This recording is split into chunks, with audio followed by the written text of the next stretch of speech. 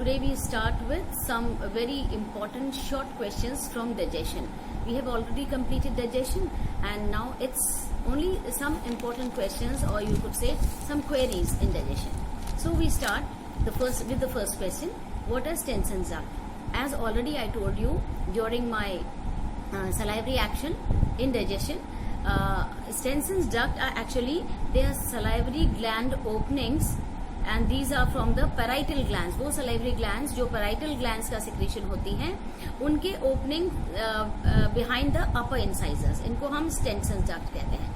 Then Wharton's duct, ये भी वही salivary glands होती हैं जिनको हम submandibular salivary gland के secretion कहते हैं, जो सब मैंडिबल से मतलब मैंडिबल से सिक्रेट हो, लोअर जॉ से स्टार्ट होती है और लोअर इंसाइजर्स के पीछे से चलती है. स्टेंसन डक्ट तो पैरोटिड ग्लैंड जब खुलती है और वॉटन्स डक्ट जब सब मैंडिबुलर ग्लैंड्स खुलती हैं, उनकी सिक्रीशन होते हैं. Now why does sweating take place in some vertebrates? Sweating इसलिए होता है जिससे कि बॉडी का टेम्परेचर रेगुलेट हो जाए. बॉडी का टेम्परेचर बढ़ता और कम होता रहता है, लेकिन होम्योथर्म्स के अंदर ऐसा नहीं होना चाहिए. ज्यादा टेम्परेचर अंदर हमारी एक्टिविटी के लिए हानिकारक है. इस टेम्परेचर को रेगुलेट करने के लिए रेगुलर स्वेटिंग होती है जिससे कि टेम्परेचर ठंडा हो जाए. Similarly why panting takes place in certain vertebrates? कुछ जानवर जैसे कुत्ते ये हांफते क्यों हैं? सो इसको पैंटिंग कहते हैं. Why do some animals pant? ये पैंटिंग इसलिए होती है कि टेम्परेचर रेगुलेशन हो जाए, टेम्परेचर रेगुलेशन हो जाए, इसलिए पैंटिंग होती है. स्वेटिंग मैंने आपको बताया था, स्वेटिंग वाटर बैलेंस की वजह से होती है.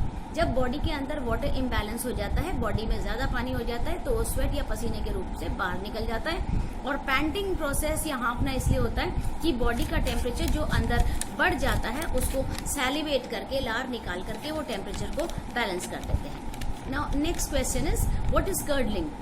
कर्डलिंग प्रोसेस कहलाता है, दही जमने के प्रोसेस को कहलाता है. और इंसानों के अंदर दही, आपने देखा बच्चे जब दूध पीते हैं और उनको ठीक से डकार नहीं दिलवाई जाती तो वो उसी दूध को उलट देते हैं और वो एक फटे हुए दूध की तरह बाहर निकलता है. इसको हम कर्डलिंग प्रोसेस कहते हैं. This happens actually because rennin में बदलती है HCl की वजह से, और इस रेनिन का काम होता है कि ये सोल्यूबल मिल्क प्रोटीन्स को इनसोल्यूबल केसन में चेंज कर देती है और साथ में कैल्शियम भी बनता है. इसीलिए वो दही जम सा जाता है. ये एंजाइम केवल बच्चों में पाई जाती है, बड़ों में नहीं पाई जाती. Now next question is why does fat not digest in stomach? Stomach fat को डाइजेस्ट क्यों नहीं करता? फैट को डाइजेस्ट करने की एंजाइम तो लाइपेज होती है. स्टमक के अंदर लाइपेज डेफिनेटली पाई जाती है, लेकिन क्योंकि स्टमक के अंदर मीडियम एसिडिक होता है फंडिक पार्ट की वजह से, ये लाइपेज एसिडिक मीडियम में काम नहीं करती है और फैट को डाइजेस्ट होने से पहले उनको इमल्सिफाई होना पड़ता है. तो जब फैट्स इमल्सिफाई हुए ही नहीं है तो लाइपेज की एक्टिविटी भी नहीं हो सकती. Next, what do you mean by castle factor? Castle factor actually ये एक इंट्रिंसिक फैक्टर होता है जो गैस्ट्रिक जूस में पाया जाता है. It is an intrinsic factor which is found in the gastric juice and this factor ये हमारे बोन्स में पाए जाने वाले विटामिन B12 को के साथ मिल करके रेड बोन मरो के अंदर आरबीसी की फॉर्मेशन और उसके मैच्योरेशन को बढ़ावा देती है. Now next, acidity. एसिडिटी किसे कहते हैं?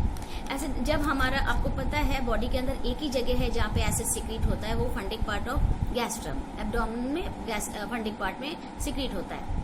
और ये जो एसिड अगर जरूरत से कम मात्रा में सिक्रीट होता है तो हाइपो एसिडिटी हो जाती है, और ज्यादा होता है तो हाइपर एसिडिटी हो जाती है. अब हाइपो एसिडिटी जब HCl कम मात्रा में सिक्रीट होता है और उसके इफेक्ट्स होते हैं कि बॉडी में कॉन्स्टिपेशन बना रहता है, एनेमिक बॉडी हो जाता है और गैस्ट्रिक कार्सिनोमा भी हो सकता है. Now what is hyper acidity? जब जरूरत से ज्यादा मात्रा में ये एसिड बन जाता है तो हम इसको कहते हैं हाइपर एसिडिटी. और ऐसे केस के अंदर जो विकार डेवलप होते हैं, they are gastric ulcers, peptic ulcers या गॉल ब्लैडर में अल्सर, और ये सारा गॉल ब्लैडर लिवर का मैल फंक्शन है, ये सारा hyper activity of fundic glands होता है. Now next, gastric juice. Gastric juice तो होता ही है, इसके दो नाम और होते हैं. इसको साइकिक जूस भी कहते हैं और इसको एपेटाइट जूस भी कहते हैं. अब इसको एपेटाइट जूस क्यों कहते हैं? वो इसलिए कहते हैं कि जब स्टमक के खाली पेट में आपने खाना नहीं खाया हो तो खाली पेट में जब ये गैस्ट्रिक जूस सिक्रीट होता है तो ये भूख लगाता है, ये भूख को बढ़ाता है, क्योंकि it increases hunger sensation in our body, तो हम इसको एपेटाइट जूस कहते हैं। मतलब बॉडी खाना मांगने लग जाता है, खाना is appetite. Now next psychic juice, इसको साइकिक जूस क्यों कहते हैं? ये इसलिए कहते हैं क्योंकि ये जूस मात्र खाने के स्मेल से कोई अच्छी सी खुशबू आ रही हो या उसका आपको टेस्ट याद आ गया हो या किसी को आप देख रहे हो खाना खाते हुए और तो आपको भूख लग जाती है, या आप ख्याल भी अगर आ जाता है कि हमको खाना खाना है या वो चीज हमको खानी है, तो हमारा ये जूस ऑटोमेटिकली निकलता है। क्यों? इसलिए क्योंकि ये वेगस नर्व के स्टिमुलेशन की वजह से होता है। So this is actually a reflex activity. ये रिफ्लेक्स स्टिमुलेशन की वजह से होता है। जब वेगस नर्व का रिफ्लेक्स स्टिमुलेशन होता है तब ये जूस निकल आता है गैस्ट्रिक ग्लैंड्स के द्वारा, इसलिए हम इसको साइक्लिक जूस भी कहते हैं। Now some other malformations like bile के ऑब्स्ट्रक्शन की वजह से क्या क्या चाहिए। बाइल आपको पता है, बाइल लिवर के अंदर जो गॉल ब्लैडर होता है उसके अंदर बाइल सिक्रीट होती है। ये बाइल के दो पार्ट्स होते हैं, एक तो बाइल सॉल्ट्स होते हैं और बाइल पिगमेंट्स होती है। जब ये बाइल सॉल्ट्स, इनका काम होता है कि ये फैट को इमल्सिफाई करते हैं। एब्जॉर्ब होने से पहले फैट इमल्सिफाई होते हैं। नाउ जब ये एब्जॉर्ब्ड फैट्स अपने नॉर्मल मात्रा में काम आने के बाद यूरिन में एक्सक्रीट हो जाते हैं या नॉर्मली काम नहीं आ पा रहे लेकिन यूरिन में निकल जा रहे हैं, तब हम इस प्रकार के ये जो विकार होते हैं इसको कहते हैं काइल्यूरिया, क्योंकि यूरिन के द्वारा सिक्रीट हो रहे हैं, एक्सक्रीट हो रहे हैं। और दूसरा, अगर यही बाइल सॉल्ट्स ये जमा हो जाते हैं हमारे ये थोरैसिक चैम्बर में, ठीक है, तो ये हमारे सीने में जो आप कहते हैं यहाँ जमा हो जाते हैं और ये वहां पे हमारे प्लूरल फ्लूइड के साथ मिल जाते हैं, तब हम कहते हैं काइलोथोरैक्स। दोनों केस में काइल्यूरिया हो या काइलोथोरैक्स हो, दोनों ही मैलफॉर्मेशंस हैं और हमारे बॉडी को डिजीज करते हैं। नाउ नेक्स्ट फीसेस, जो जब डाइजेशन हो जाता है उसके बाद जो अल्टीमेटली बच्चा कुचा खाना होता है जो हमें नहीं चाहिए, वही तो फीसेस बनाता है। ये जो फीसेस है ये किस प्रकार की होगी, इसके लिए आंसर है the formation of faeces is according, उसका कॉम्पोजिशन हमारी डाइट के ऊपर होता है। जो भी आप खाना जैसा खाते हैं उसी हिसाब का फीसेस बाहर निकलता है। एंड लेकिन फीसेस का कलर आम तौर पे भूरा होता है और ये जो उसको ब्राउन कलर है, this is given by stercobilin. और स्टर्कोबिलिन क्या है?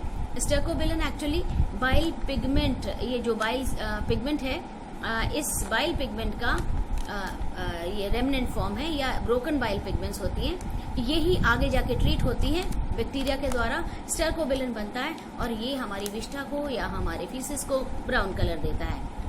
नाउ ये जो विष्ठा होती है इसमें से एक गंदी स्मेल आती है। ये स्मेल का जो स्मेल का कंपोनेंट है ये जाता है इस स्मेल के लिए इंडोल, एसिटिक एसिड या इंडोल, स्केटोल और ट्रिप्टोफैन, ये जिम्मेदार हैं ये फीसेस की स्मेल के लिए। नाउ नेक्स्ट तरह के अपन वो लेते हैं कि एक और तरह का विकार है जिसको हम कह रहे हैं gastroparesis. What is gastroparesis? Gastroparesis actually stomach paralysis को कहते हैं और ये गैस्ट्रोपैरालिसिस ये इसलिए हो जाता है, स्टमक इसलिए पैरालाइज होता है कि वेगस नर्व जो हमारे डाइजेस्टिव सिस्टम को रेगुलेट करती है ये डैमेज हो जाती है। जब वेगस नर्व डैमेज हो जाती है तो हमारा एब्डोमिनल सफर करता है इस विकार के साथ। And may be diabetes may be one of the cause, and also when some person is subjected to frequent surgeries, जब ज्यादा सर्जरीज हो जाते हैं तब भी इस प्रकार का विकार देखने को मिलता है। Now next it is that which type of food are worst for digestion या पाचन के लिए किस प्रकार के फूड को आप सबसे गंदा मानते हैं? तो कौन से फूड सबसे खराब है? ऑल दोज फूड्स जिसके अंदर फ्राइड कंटेंट ज्यादा हो। फ्राइड फ्रूट्स सारे फ्राइड फूड जो आप फास्ट फूड कहते हैं ये खराब होते हैं। सिट्रस फ्रूट्स ये भी खराब होते हैं हमारे डाइजेस्टिव पॉइंट ऑफ व्यू से, क्योंकि इनमें फाइबर कंटेंट बहुत हाई होता है।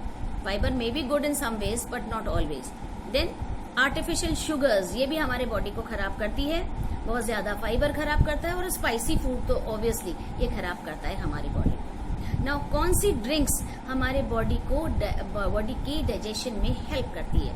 तो देयर आर सम ड्रिंक्स, जैसे अगर आप जिंजर टी लेते हैं, या आप लेमनेज लेते हैं, या आपको लेमन ग्रास टी लेते हैं, या फिर आप पेपरमिंट टी लेते हैं, फेनल टी लेते हैं, मतलब मिंट आप पुदीने की लेते हैं, या आप सौंफ लेते हैं, सौंफ की चाय, देन कॉफी लेते हैं, ऑफ कोर्स वाटर। ये सारी चीजें हमारे डाइजेशन को और ज्यादा स्ट्रांग और इजी बनाते हैं।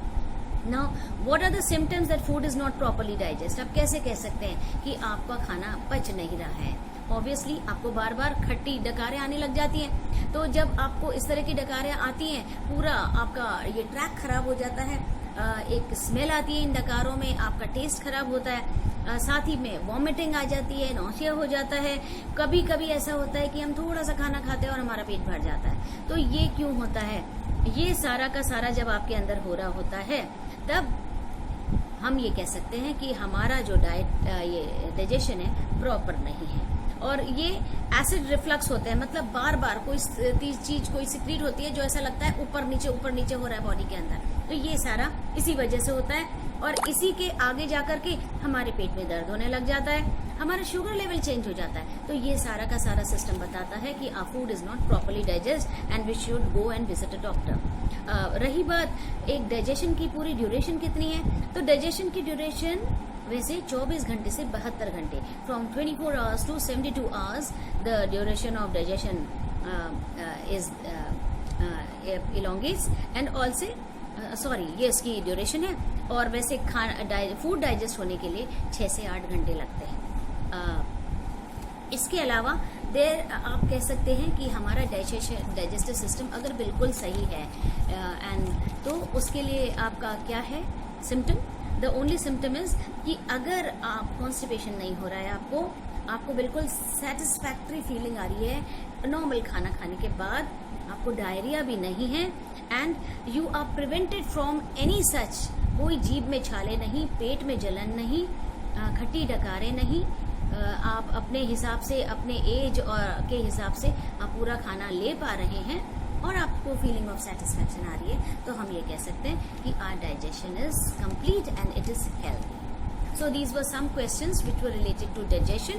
और इसके अलावा अगर आपको कोई क्वेरीज हो डाइजेशन के ऊपर, तो आप व्हाट्सएप ग्रुप से जुड़ सकते हैं, आप मुझे इंडिविजुअली अपने प्रॉब्लम्स भेज सकते हैं, and if you want I could give you my number also. It is you could write my mobile number for some important problems.